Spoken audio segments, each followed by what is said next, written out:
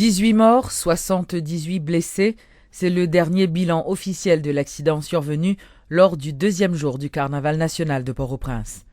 2 blessés qui ont été admis dans un hôpital après l'accident ont succombé à leurs blessures quelques heures plus tard. 6 personnes blessées étaient toujours en observation dans les hôpitaux, a indiqué hier le porte-parole du gouvernement, Rothschild François Junior. Le responsable de la cellule médicale de la direction de la protection civile, le docteur Claude Surena, a déclaré que les 6 personnes hospitalisées étaient dans un état stable.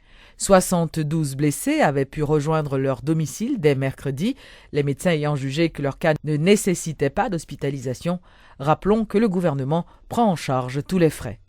Donc, pas de monde qui est dans une situation de gravité comme celle que nous craignons pour vivre. Ce sont des gens qui continuent à prendre soin, nous continuons à accompagner. Parce qu'au niveau de la direction de la protection civile, nous désignons un médecin qui lui-même a charge pour que chaque jour, les web passe ça dans différentes institutions hospitalières côté et tous les soins qu'il faut, non seulement en termes de médicaments, mais en termes d'accompagnement, accompagnement psychosocial et tout.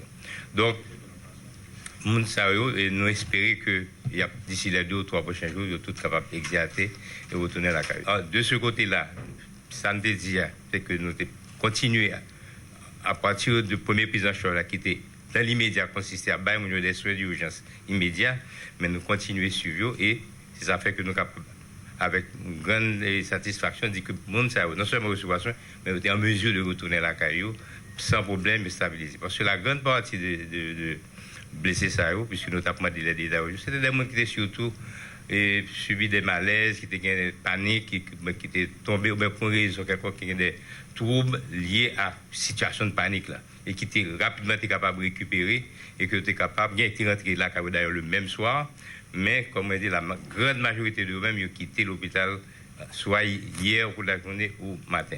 Donc pas aucun problème, on a continué à l'accompagnement qu'il faut, nous prenons tout contact qu'il faut avec des laboratoires, avec des pharmacies pour que quel que soit le médicament que tu as besoin, il y a un médecin qui est affecté à eux-mêmes, de telle sorte que nous n'avons pas aucun problème pour que le suivi soit fait de manière convenable, les gens que nous avons annoncé là, les gens nous avons promis. Donc, alors, le gouvernement a décidé, nous décidons déjà, et nous allons organiser samedi des funérailles officielles. Nous allons organiser des funérailles officielles pour victimes d'un accident qui est enregistré. Funérailles après le fait sous champ de Mars, dans la même zone côté accident est passé. Et m'a rappelé bilan encore, bilan passé à 18 morts.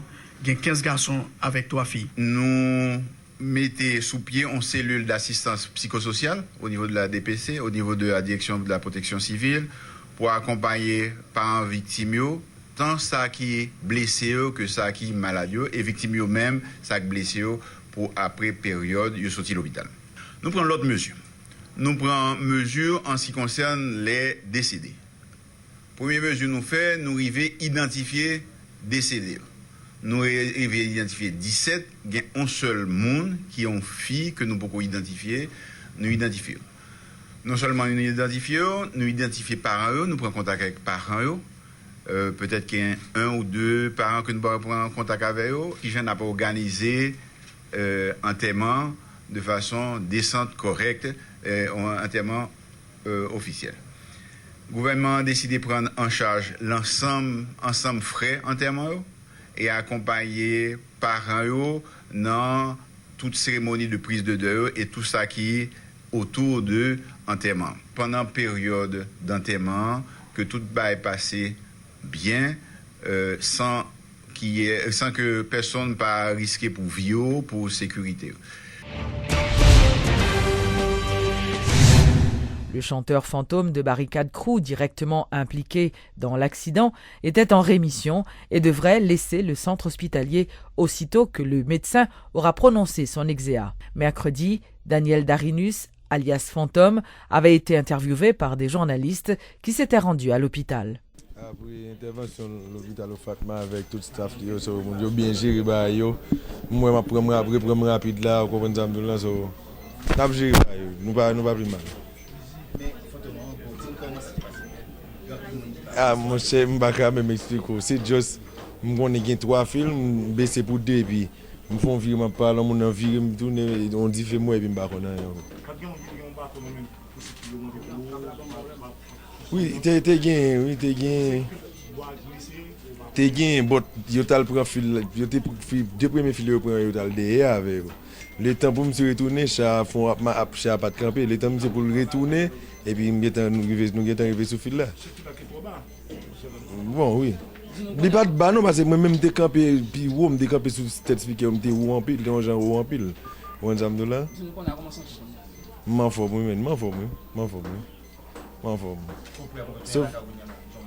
oui, depuis ça va dépendre du docteur, depuis le docteur me cartonner là quand même pas.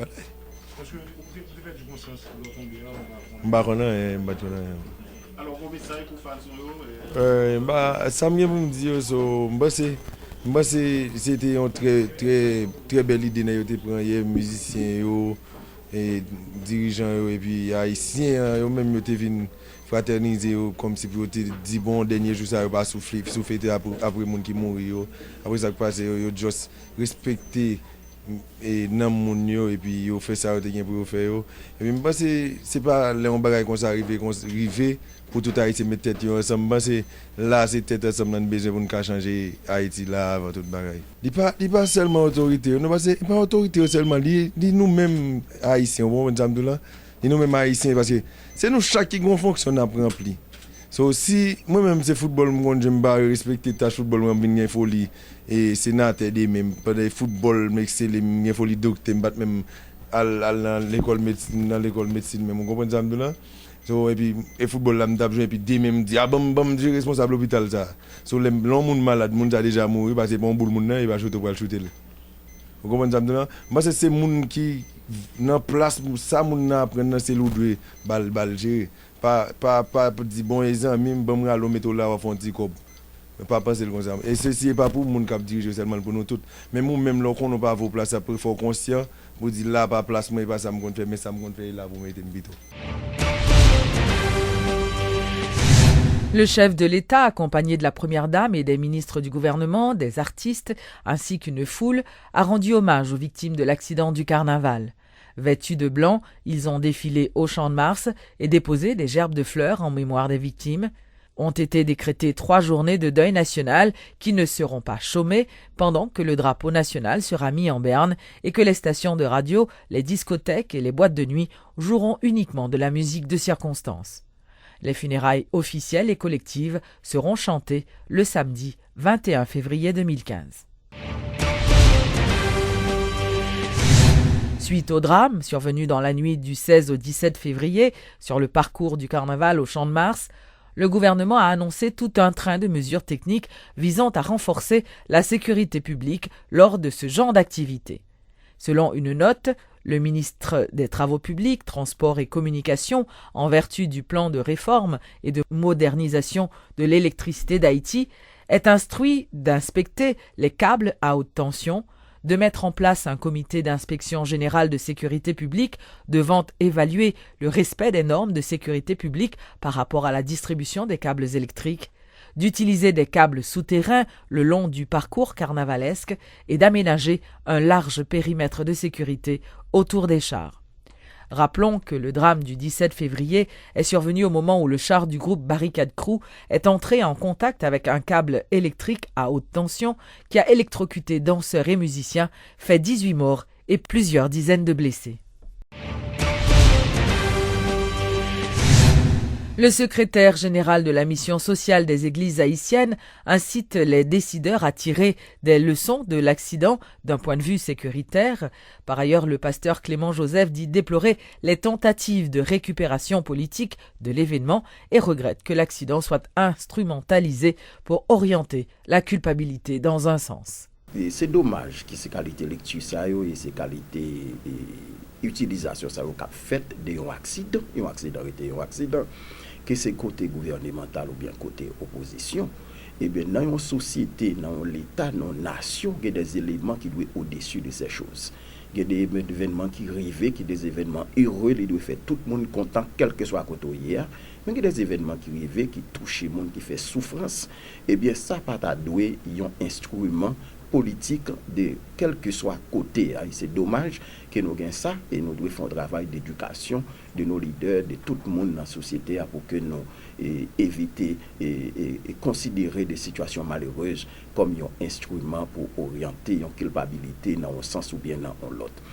Et qui leçon pour nous apprendre, qui type d'apprentissage pour nous faire dans chaque événement.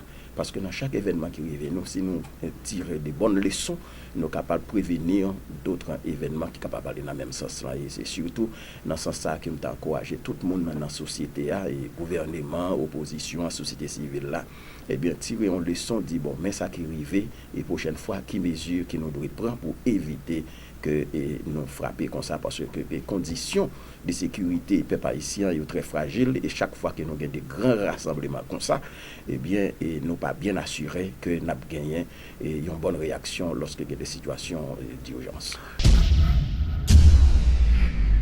Signature ce jeudi du protocole d'accord du cadre de coopération technique du Bureau international du travail par le ministère des Affaires sociales et des représentants des secteurs patronaux et syndicaux. Le document ratifié est présenté par le directeur du travail au ministère des Affaires sociales comme une grande avancée pour la promotion du travail décent, le respect de la dignité des travailleurs et la lutte contre toutes les formes de harcèlement sur le lieu de travail. Nous signons ce protocole parce qu'il correspond à notre vision de la justice sociale, à celle du gouvernement Martelly-Paul. Ce protocole s'intitule Programme de promotion du travail décent pour Haïti, PPDT. Il porte sur 4 grandes priorités et 21 résultats assortis. Permettez-moi, mesdames, messieurs, que je vous énumère ces 4 priorités du protocole. 1. Le respect, la promotion et la mise en œuvre des normes internationales du travail, ainsi que les principes et droits fondamentaux au travail. 2. La création des opportunités et des conditions de travail et revenus décents pour les femmes et les hommes. 3. La promotion d'un socle de protection sociale universelle et non discriminatoire. 4. Le renforcement du tripartisme et le dialogue social. Pour la première fois dans l'histoire de la coopération technique entre l'État haïtien et le BIT, les travailleurs et les employeurs.